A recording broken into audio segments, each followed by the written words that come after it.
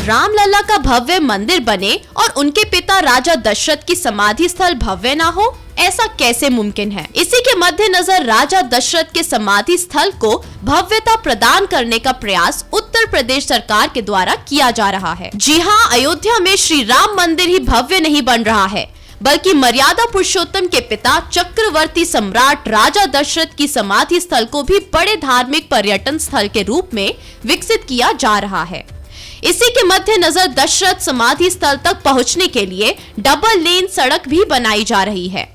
दशरथ समाधि स्थल अपने में कई पौराणिक महत्व भी समेटे हैं। साथ ही धार्मिक मान्यता के अनुसार यहीं पर चक्रवर्ती राजा दशरथ का दाह संस्कार किया गया था। पर्यटन विभाग से समय समय पर 2-3 बार में यहाँ पर जीर्णोद्धार का कार्य किया गया है। अभी हाल ही में योगी जी के समय में 1,23,54,000 रुपये की स्वीकृत धनराशि संस्थान का जीर्णोद्धार कार्य किया गया है। और यहाँ के विकास के लिए अभी अयोध्या बिल्लोहरी घाट 4 लेन मार्ग का निर्माण हो ही रहा है। समाधि स्थल से अयोध्या आजमगढ़ मार्ग ये जो आप आए हैं अभी, ये 2 लेन में परिवर्तित हो रही है। यहाँ पर महाराज दशरथ जी का दाह संस्कार हुआ है। ये समाधि बनी हुई है और यहाँ पर महाराज जी की प्रतिमा स्थापित है। बीच में महाराज दशरथ जी हैं।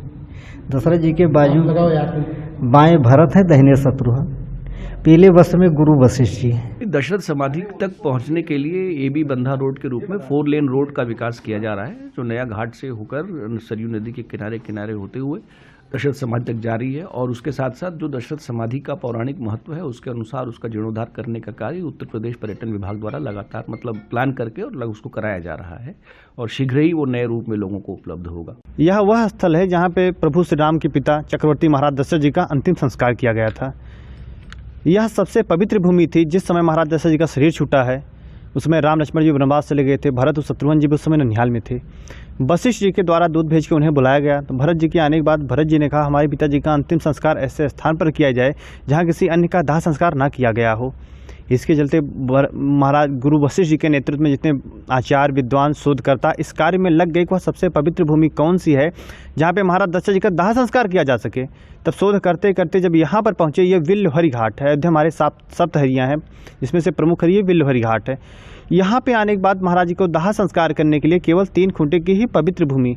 हम सब जानते हैं कि जब किसी का दाह संस्कार किया जाता है तो पहले चिता में 4 खूंटे लगाए जाते हैं, लेकिन यहाँ पे चक्रवर्ती महाराज जी के दाह संस्कार में केवल 3 खूंटे की ही पवित्र भूमि मिली थी, जहाँ पे किसी का दाह संस्कार नहीं हुआ था।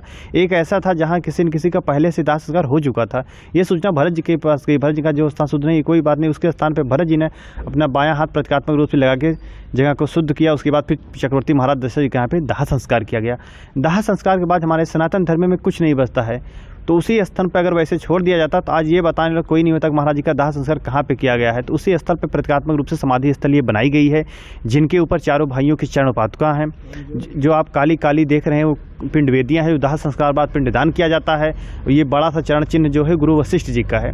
ये प्राचीन अस्त्र शस्त्र हैं जिसमें आज तक जंग नहीं लगा है। ये आदिकाल से ऐसे ही रखे हुए हैं।